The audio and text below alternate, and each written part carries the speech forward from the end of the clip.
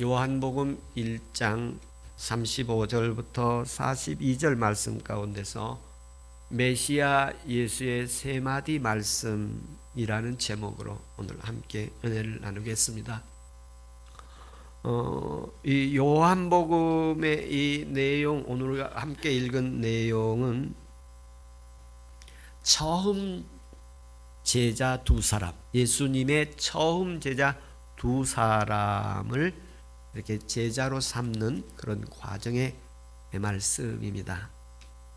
이 요한복음에서 처음으로 제자가 되어지는 모습하고 공관복음에서 예수님의 제자가 되는 모습을 이렇게 살펴보면 차이점이 있습니다. 공관복음에서는 예수님의 제자가 되는 과정을 예수님이 이렇게 부르시는 장면입니다. 그 제자들을 한 사람 한 사람 부르면 그 사람이 예수님을 따라가게 되었다. 따라가다 말은 제자가 되었다는 그런 의미로 이렇게 표현되어집니다.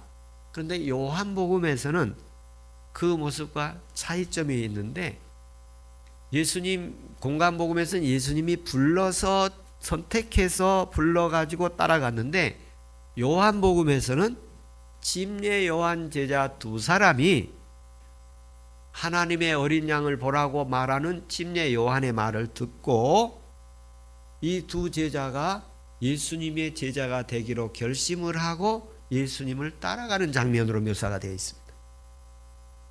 요한복음에서는 제자들이 먼저 예수님을 따라가는 장면으로 표현되어 있음을 볼 수 있습니다. 그래서 저는 이 모습을 보면서 이 부분에 어떤 모습들이 볼까? 예수님이 택하여 부르셔서 너는 나를 따르라 그렇게 말하기도 하시고, 복음서에서 요한은 침례 요한이 하나님의 어린 양을 보라, 그리고 그 전날 그 예수님이 침례를 받으실 때 하늘이 열리고 갈라지고 성령이 비둘기같이 임하여 머무는 것을 보거든.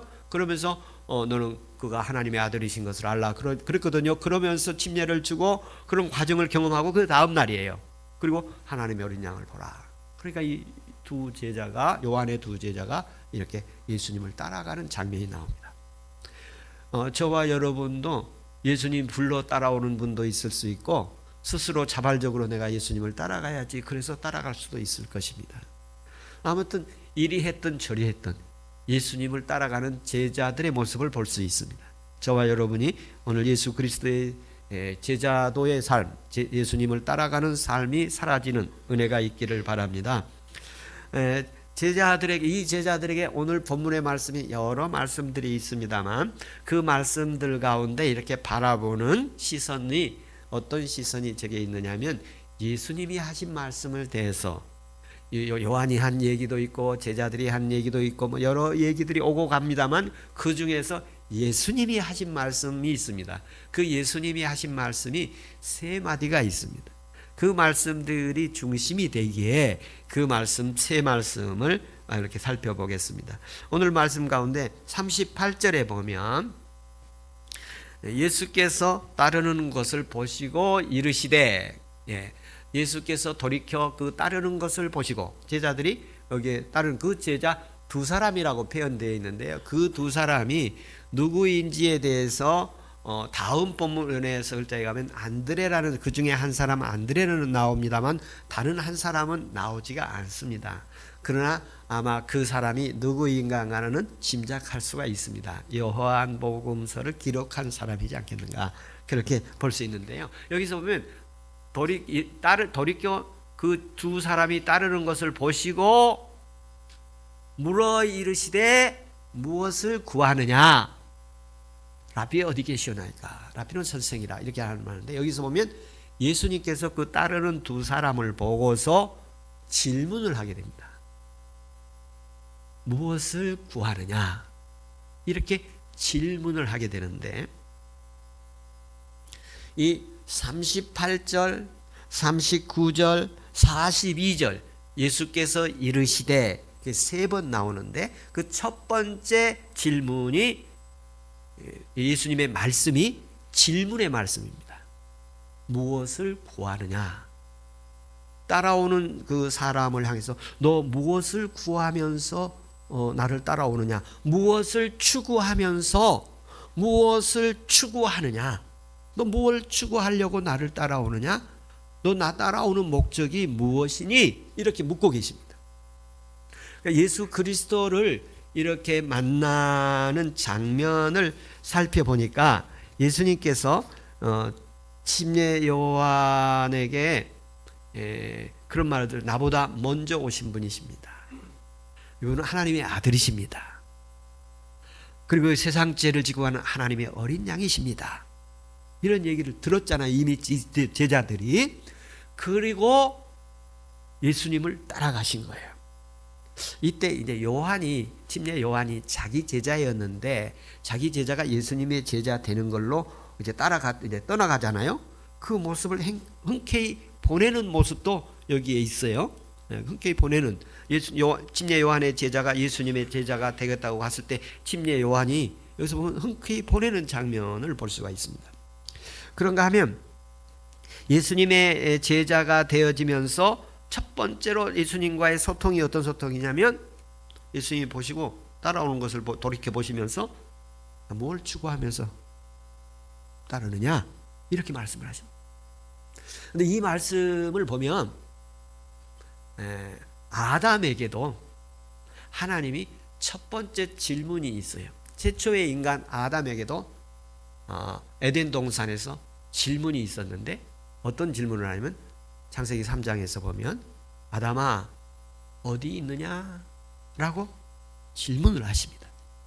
아담아 너 어디 있느냐. 그런데 사실 아담이 나무 선악과를 따먹고 이제 하나님과 관계가 깨지고 그리고 하나님을 피하여 숨어 있었습니다. 그런데 하나님은 그걸 다 알고 계셔요. 그럼에도 불구하고 아담아 너 지금 어디서 뭐하고 있니? 이렇게 묻습니다. 그리고 예수 그리스도를 따르는 신앙생활의 삶의 여정 가운데서 우리에게도 필요한 질문입니다.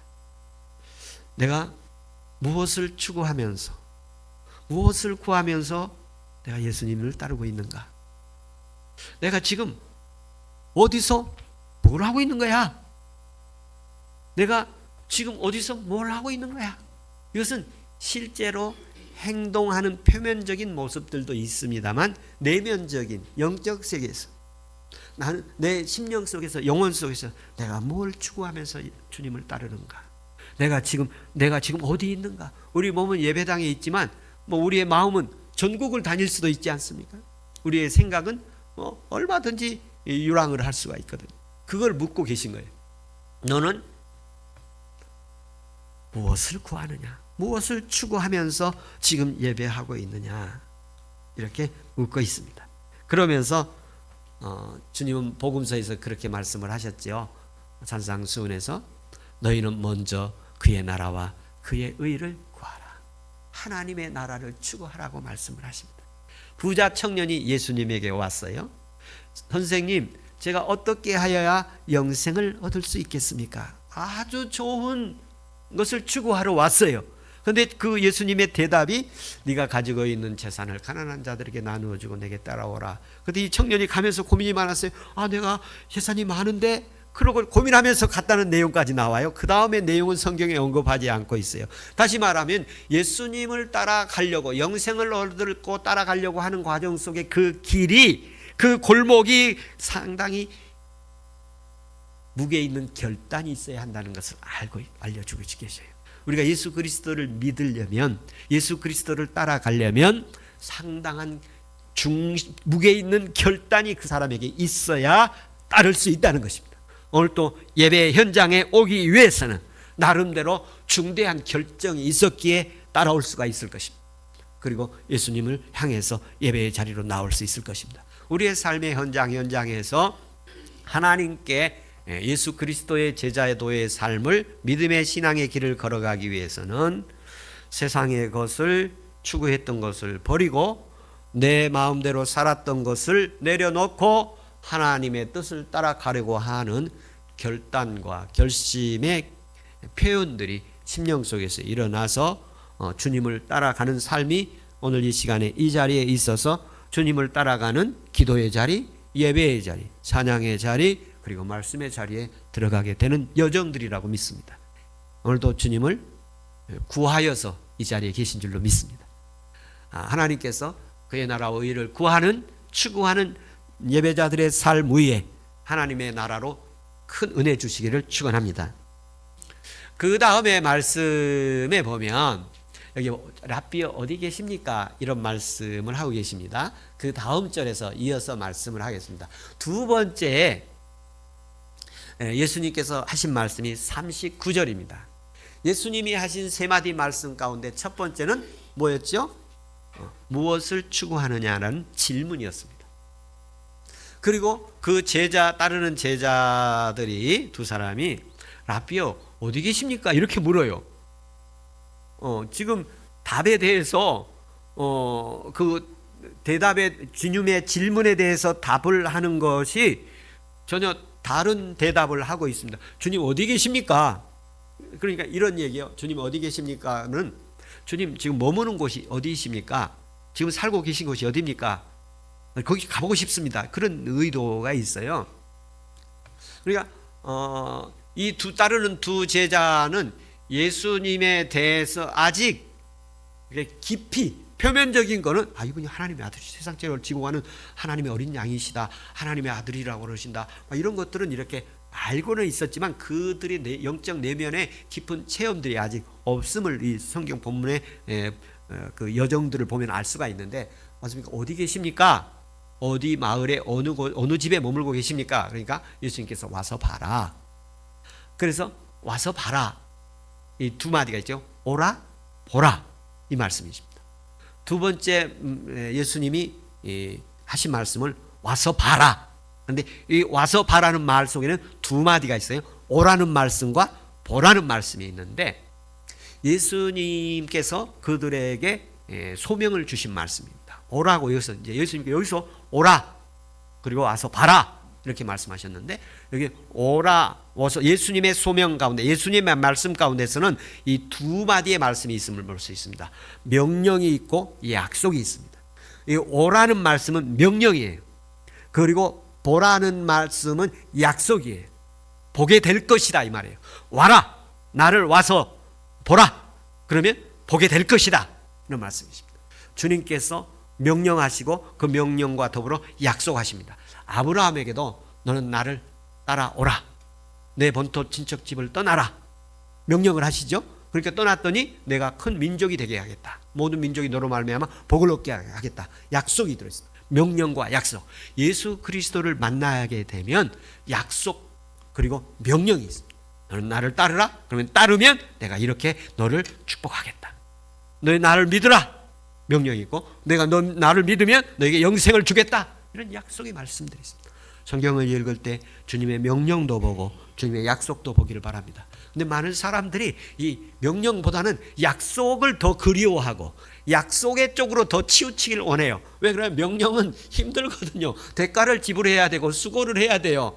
그래서 주님 나 약속을 많이 해 주십시오. 약속 쪽에 줄을 서려고 하는, 약속 쪽에 설교를 많이 하면 거기 사람들이 많아요. 명령 쪽에 설교를 하면은 거기에 줄을 서는 사람이 별로 없어요. 근데 주님은 두 가지 명령이, 두 가지 말씀이 균형을 이루고 있어요. 제자리에 따르는 삶 속에서 오라 그리고 보라. 하나님께서 주신 축복들을 받는 모습을 많이 보기를 바랍니다. 은혜 주시는 모습을 많이 볼 수 있기를 바랍니다.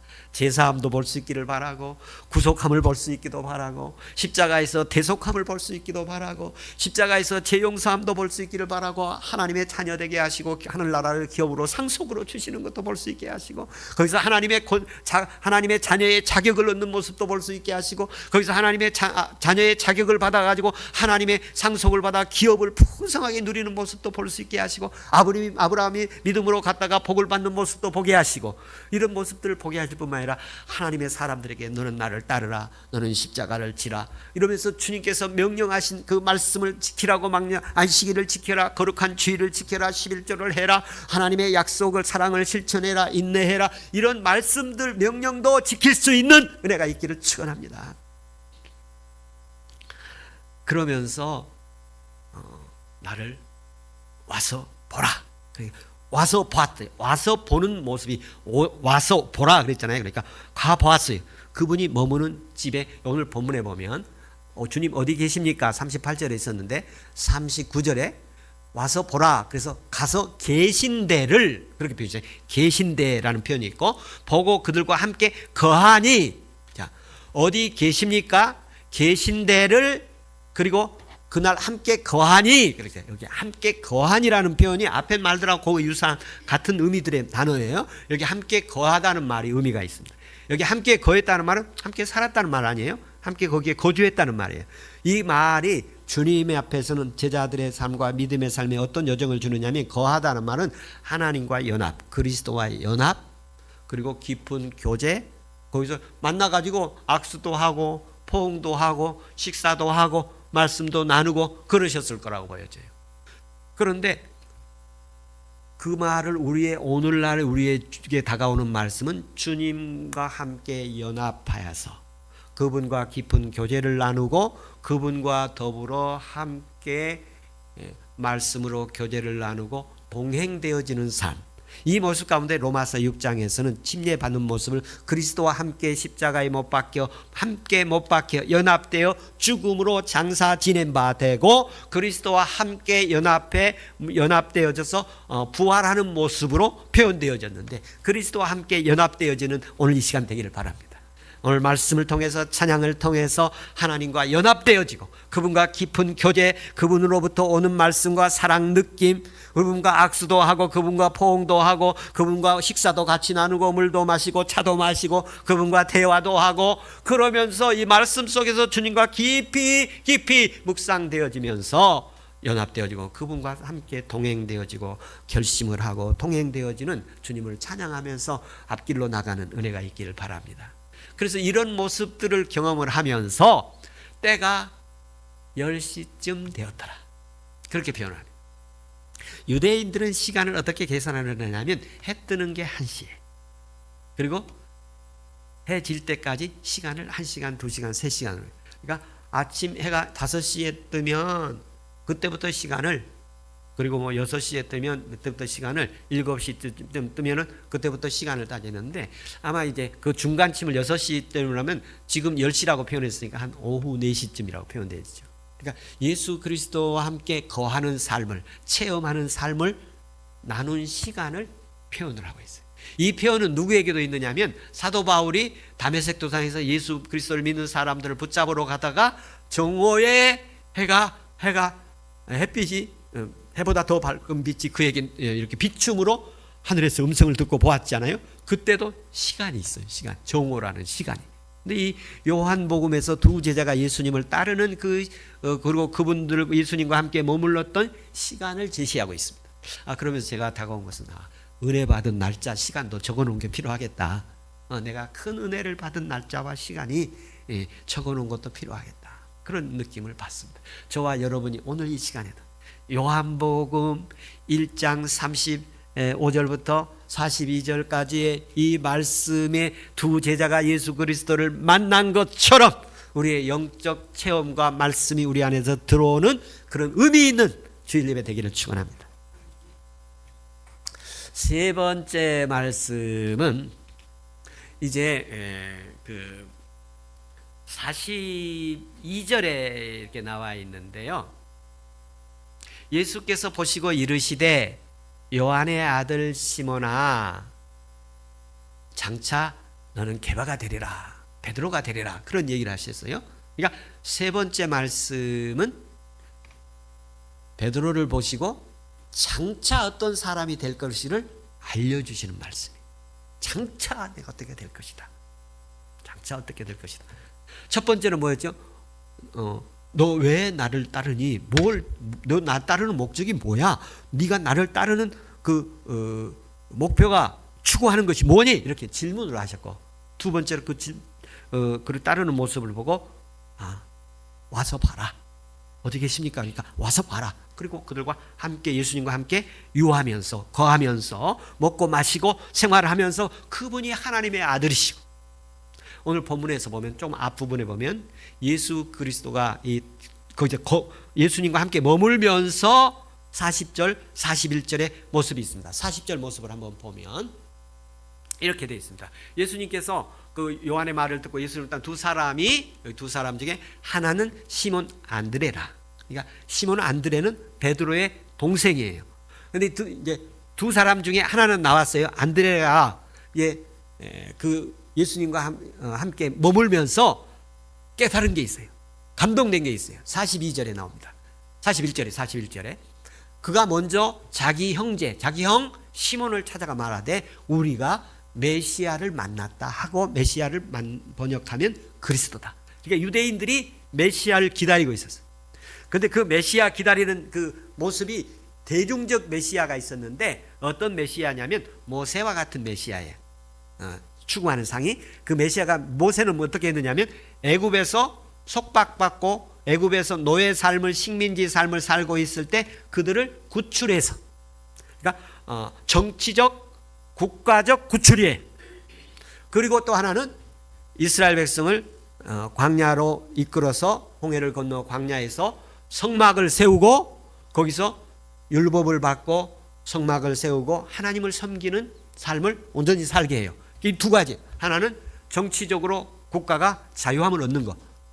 그래서 그 정치적 자유함 속에는 로마의 학정과 경제적 착취, 그리고 생활고의 고통으로부터 자유함을 얻는 거예요. 그 정치적 자유함뿐만 아니라 종교적 자유함을 얻기를 원하는데, 당시 제사장들의 성전이 강도의 소굴로 바뀌었다고 그랬지 않습니까? 그래서 성전 제도의 세속됨으로부터 거룩성을 회복하는 것이었어요. 그런데 그런 메시아를 원하는데 지금 안드레라는 사람이 예수를 만나니까 이분 메시아다. 이분 메시아다. 이렇게 표현을 하는 거예요. 그러면 안드레가 만난 메시아는 어떤 메시아인가 할 때에 예수님과 함께 거하고 예수님과 함께 먹고 마시고 생활하면서 만났는데 이분이 하나님의 아들이시다. 이분이 그리스도시다. 이분이 우리의 구원자다. 이렇게 만나신 거예요. 대중적 메시아하고는 다른 실제적 메시아를 만난 거예요. 성경적으로 예언했던 참된 구원자를 만난 거예요. 우리에게도 교회 생활하거나 또 예수 그리스도를 만날 때 이런 대중적, 무엇을 추구하는가, 내 추구하는 부를 추구하는가, 돈을 추구하는가, 건강을 추구하는가, 무슨 풍성한 삶을 추구하는가, 어떤 인생의 목표, 자녀의 잘됨, 우리의 건강, 이런 것을 추구하는 것은 우리가 생활적인 삶의 정치적 추구함이에요.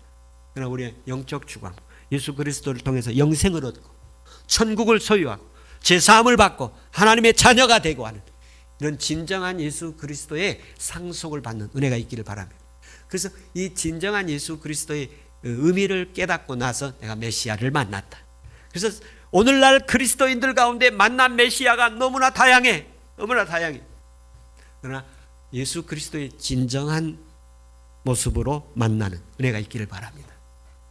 그러면서 42절에 그렇게 말씀을 하세요. 예수께서 보시기를 요한의 아들 시몬아 장차 계배가 되리라. 그러니까 진정한 예수 그리스도, 성경이 말한 그리스도, 하나님이 보내신 하나님의 아들, 그리고 하나님의 아들로 오셔서 십자가 지시고 죄와 사망에서 우리를 구원하시고 부활하셔서 영생을 주신 그 주님을 제대로 만나면 그 사람에게는 장래가 있어. 장래. 그 사람에게는 신앙의 장래가 있어. 믿음의 장래가 있습니다. 아브라함에게도 그분의 아브라함의 장차 그가 위대한 복의 조상이 되지 않습니까? 믿음의 조상이 되지. 우리에게도 진정한 예수 그리스도, 성경이 말한 예수 그리스도, 하나님의 아들, 그분을 진정으로 만나서 내 장차 개바가 되리라. 여기 보면 두 가지 말씀드리겠습니다. 하나는 예수께서 보고 이르시되 이렇게 했죠. 보고 이르시되. 이 보다는 말씀 가운데 어떤 의미 동사냐 하면 꿰뚫어 보다야. 꿰뚫어 보는 거예요. 우리가 표면적으로 그가 가지고 있는 표면적인 외면적인 것만이 아니라 그 속을 꿰뚫어 보는 거예요. 이 보는데 이 사람이 볼 줄 알아야 돼요. 저도 사람 볼 줄을 잘 몰라서 늘 당하는 입장인데요. 이 보는 걸 멀리 봐야 돼. 앞을 많이 볼 수 있다. 그리고 그 사람 꿰뚫어 보는 속도 깊이 봐야 돼요. 깊이. 그리고 그 사람을 보면 넓게도 봐야 돼. 넓게도. 그냥 짧게 보는 게 아니라 그 사람의 인생의 전부를 볼 수 있어야 돼. 근데 오늘 여기 보시고는 꿰뚫어 보시고, 심령을 꿰뚫어 보시고 베드로를 이렇게 꿰뚫어 보니까 이 베드로가 앞으로 장차 초대교회 일꾼이 되겠고 장차 예수 그리스도 하나님의 나라의 귀한 일꾼이 되겠구나. 그래서 그렇게 사도 베드로가 되고 사도 베드로가 초대교회의 유력한 인물이 되지 않습니까? 그거를 처음 만난 날 꿰뚫어 보신 거예요. 이 은혜도 우리에게 있기를 바랍니다. 근데 이 사람이 어느 정도 이렇게 도 같으면 이 사람이 어떤 사람인가 보잖아요. 보이잖아요. 쉽게 말하면 물건을 살 사람인가 안 살 사람인가 보이기도 하고, 얘가 공부를 잘하는가 공부를 못하는가도 보이기도 하고, 이 사람이 믿음이 있나 없나도 보이기도 하잖아요. 이 주님께서 베드로를 보시고 할 때 이 안목 두시기를 축원합니다. 우리에게도 안목이 있기를 바랍니다. 예. 안목 잘 가지고 여자도 만나야 되고 남자도 만나야 돼. 예. 여러분 또 안목이 있어서 직업도 학과도 선택을 해야 돼. 그런데 오늘 말씀 이 보시고에 이 은혜가 있기를 바라고요. 그 다음에 장차 이게 뭐야? 앞으로 큰 인물 되리라. 앞으로 큰 인물 되리라. 장차 개바가 되리라. 반석이다. 반석 위에 교회를 세웠지 않습니까? 위대한 베드로의 믿음의 인물이 되었습니다. 우리 영덕교 오늘 예배자들에게 하나님께서 위대한 믿음의 영웅들 되는 이런 역사를 세우시기를 축원합니다. 하나님께서 이 세 번째 말씀에 보면 이런 말씀을 하셔요. 보시고 이르시되 장차 개발하리라. 우리가 살아가는 삶이 여러 가지 있습니다. 우리의 직업도 있고 여러 가지 있지만 두 가지 말씀 여러분에게 초청을 드립니다.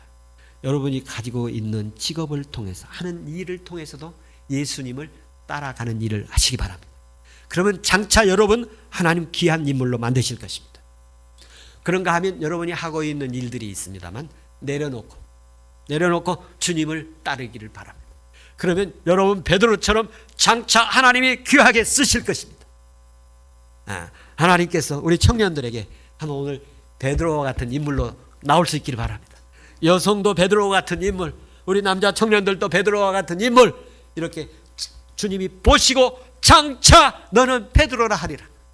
이런 말씀이 오늘 이 시간 각자에게 오늘 설교로 들려지는 게 아니라 주님이 내게 하시는 말씀으로 들려져서 베드로가 예수님을 따르신 것처럼, 그리고 십자가를 지고 가다가 너무 힘들어가서 도망갈 때 예수님께서 만나가지고 왜 어디로 가십니까? 네가 버리고 간 내가 로마로 나는 가노라. 그래서 베드로가 다시 로마로 들어가잖아요. 베드로가 따라가다가 너무 힘들고 무거워서 예수님 모릅니다 3번 부인하기도 하잖아요. 주님을 장차 따르면서 개발하리라 했는데 그 길을 가다가 부인한 적도 있고 넘어진 적도 있고 그런 여러 가지 실패도 있지만 하나님이 이 사람 크게 붙들어서 위대한 사도 만드시지 않았습니까? 그 은혜가 제게도 임하기를 소망합니다. 우리 예배자들에게도 임하기를 축원합니다. 기도하겠습니다.